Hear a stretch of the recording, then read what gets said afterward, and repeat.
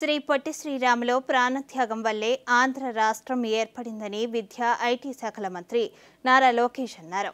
భాషా ప్రయుక్త రాష్ట్రం కోసం 58 రోజుల పాటు ఆమరణ నిరాహార దీక్ష చేశారని, ఆయన త్యాగం వల్ల ఒక్క ఆంధ్ర రాష్ట్రమే కాకుండా పలు భాషా ప్రయుక్త రాష్ట్రాలు ఏర్పడ్డాయని మంత్రి తెలిపారు.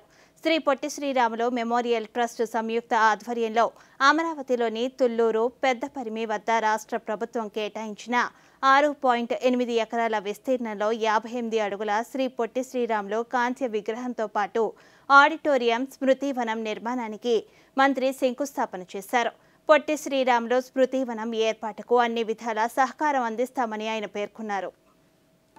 పొట్టి శ్రీరాములు గారు భాష ప్రయుక్త రాష్ట్రాల ఏర్పాటు కోసం 58 రోజులు ఆమరణ నిరాహార దీక్ష చేసిన వారు.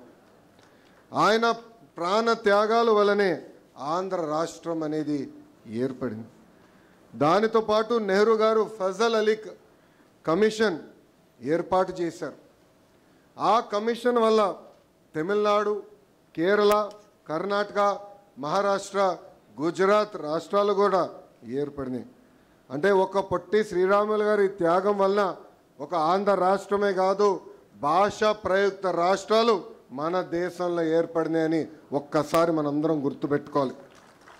ఆయన అమరణ నిరాహార దీక్ష వలన దేశ రాజకీయాల్లోనే మార్పులు వచ్చినాయి. పొట్టి శ్రీరాములు గారు కేవలం భాష ప్రయుక్త రాష్ట్రాల కోసమే పోరాడలేదు. సమాజంలో ఏ మార్పు అయితే ఆశించారో